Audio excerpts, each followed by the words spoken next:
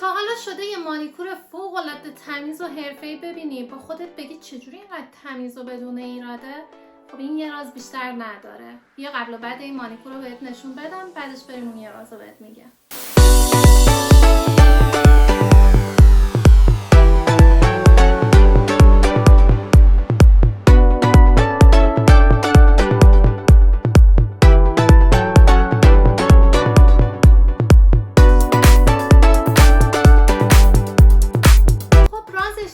رازش ابزار درست. بچه‌ها اگر بهترین تکنیکان بلد باشین اما ابزارتون اونی که باید نباشه، کارتون نصف و نیمه میمونه. امروز قراره بریم سراغ مهمترین ابزارهایی که برای یه مانیکور کمبی حرفه‌ای لازم هست. در ضمن برنداشون هم بهتون معرفی میکنم، پس اگه میخواین بدونین حرفه‌ای‌ها با چه ابزارهایی کار میکنن تا آخر ویدیو رو ببینید. در ابتدا بگم که ما دو نوع مانیکور داریم، مانیکور آپارات داریم و مانیکور کمبی. مانیکوری که ما اصولاً اجرا میکنیم مانیکور کمبی هست. چرا؟ به دلیل اینکه ما روشی رو انتخاب میکنیم که روی تمام دستا با تمام تیپ‌های پوستی جوابگو باشه و اون مانیکور کمبی هست. مانیکور آپارات رو اغلب دست ها نمیشه اجرا کرد، یعنی تقریبا روی 40-50% نهایت 60% دست ها میشه اجرا کنی. اما حالا توی روند کار که میخوایم عملی اجرا کنیم کامل براتون توضیح میدم که چه نوع پوستایی هست که ما نمیتونیم مانیکور آپارات روشون پیاده کنیم. حالا فرق مانیکور آپارات و مانیکور کمبی اینه که مانیکور کمبی مانیکوری هست که ما برای انجام دادنش از فرزهای مانیکور استفاده میکنیم به اضافه قیچی که ابزار برش ما هست. اما مانیکور کمبی این مانیکور کمبی بود.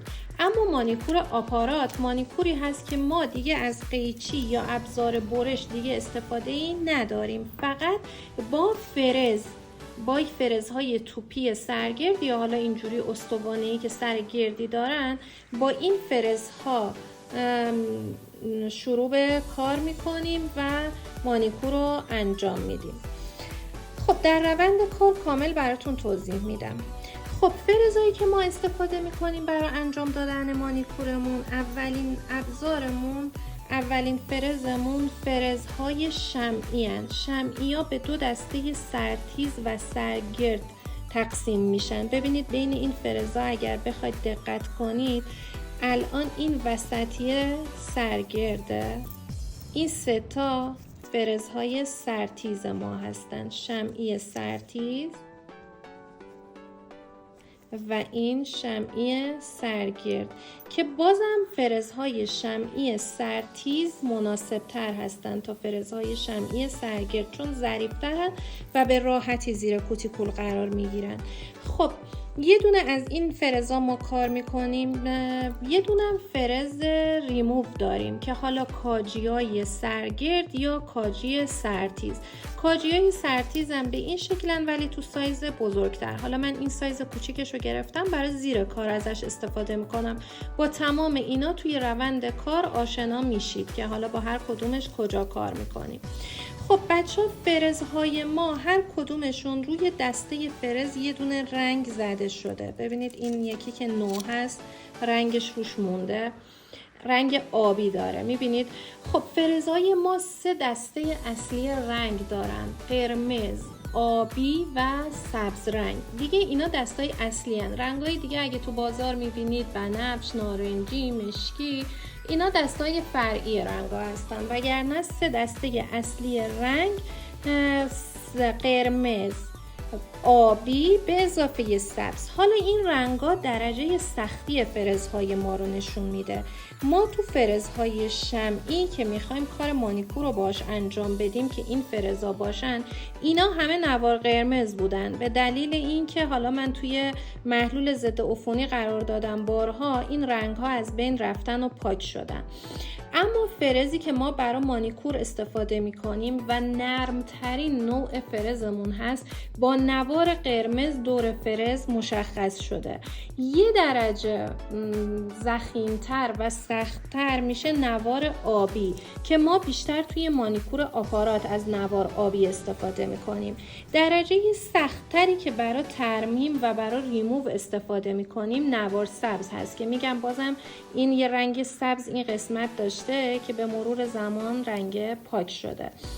خب پس درجه های سختی فرزهای ما 3 دسته: قرمز خیلی نرم، آبی متوسط، سبز که به اصطلاح بهش میگیم سخت یا ما کار ناخن بهش میگیم فرزهای وحشی که توی فرزهای کاجی سرگرد که مدل این هست و کاجی سرتیز که این شکلی هست. کاجی های سرتیز هم بچه قدرت ریموو خیلی بالایی دارن که اینا نوارای سبز رنگی دورشون هست که نشون دهنده قدرت سختیشونه. خب یه سری فرزها هم داریم توی کار، فرزهای بافری بهشون میگن. عین بافره، عین حالا وقتی خواستم سوهان دستی و بافر رو بهتون معرفی کنم میبینیدش. از این بافریا که استفاده میشه یه سری دست ها هستن. حالا تمام این مدل ها رو میگم در طی کار و طی مراحل عملی میاریم دونه به دونه کار میکنیم و میبینیم مثل دست افراد مسن یا دستایی که مراقبت ازشون نشده دور ناخونا پوستی زیادی شده.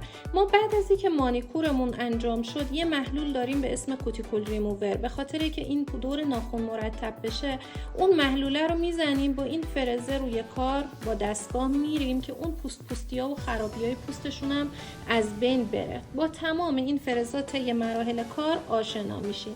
اما بچه یه نکته در مورد قیچی و نیپر وجود داره. خب برای چیدن کوتیکولامون از کدوم استفاده کنیم بهتره؟ به نظر شما قیچی بهتره یا نیپر بهتره؟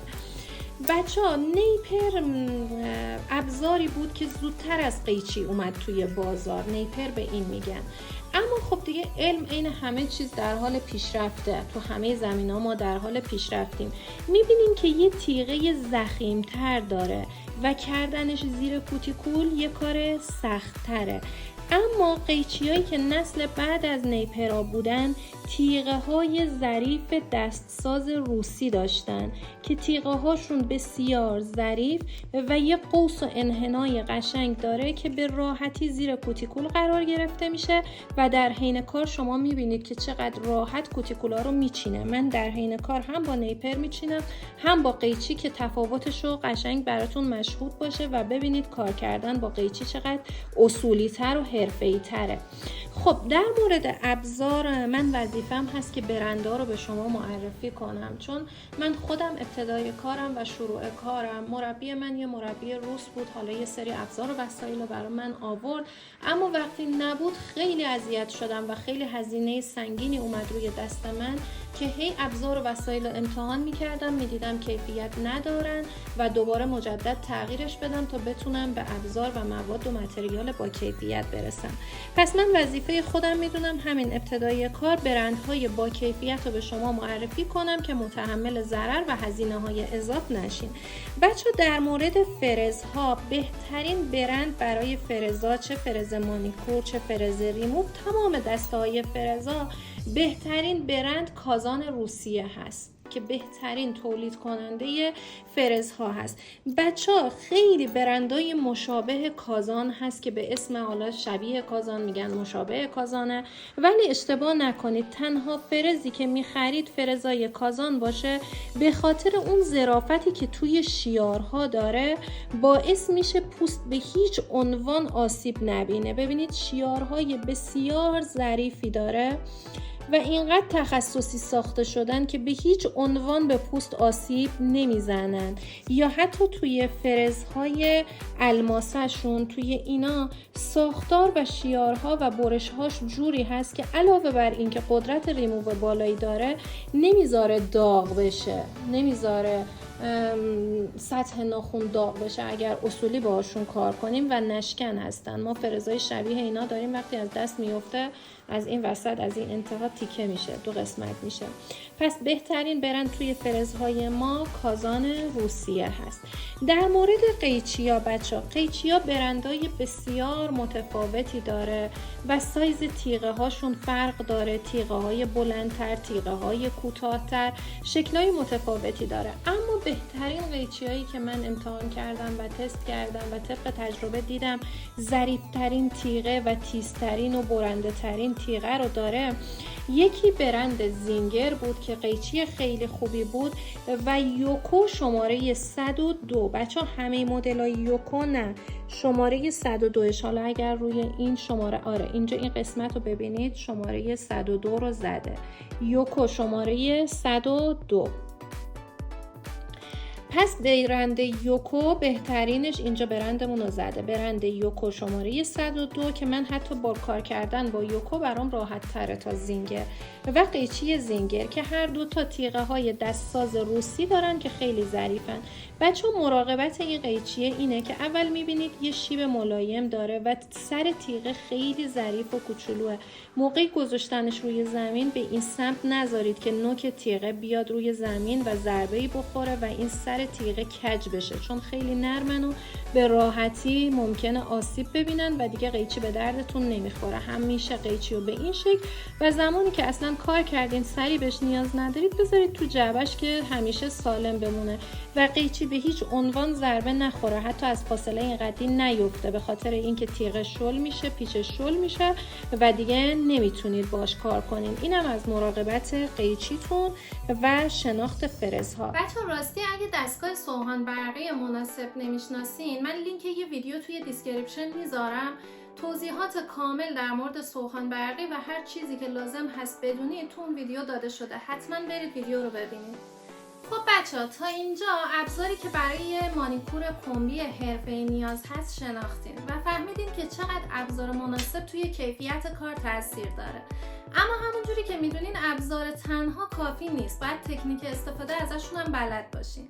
اگه میخواین کاشت ناخن رو از مبتدی تا پیشرفته ترین تکنیک‌ها یاد بگیرین، من تمام ویدیوها رو از 0 تا 100 ضبط میکنم و با کیفیت بالا توی کانال قرار میدم. این فرصت طلایی از دست ندین و ویدیوها رو دنبال کنید. اگه از این ویدیو خوشتون اومده ممنون میشم لایک رو بزنید، چون لایک کردن شما باعث میشه افراد بیشتری این ویدیو رو ببینن. شاید کسی تو این شرایط به این ویدیوهای رایگان و این آموزش‌های رایگان نیاز داشته باشه. در ضمن اگر دوست داری اولین نفری باشی که از ویدیوهای بعدی ما با خبر میشی، کانال رو سابسکرایب کنید و اون زنگوله رو بزنید. ممنون که تا اینجای ویدیو با ما بودید. تا ویدیوهای بعدی مراقب خودت باش.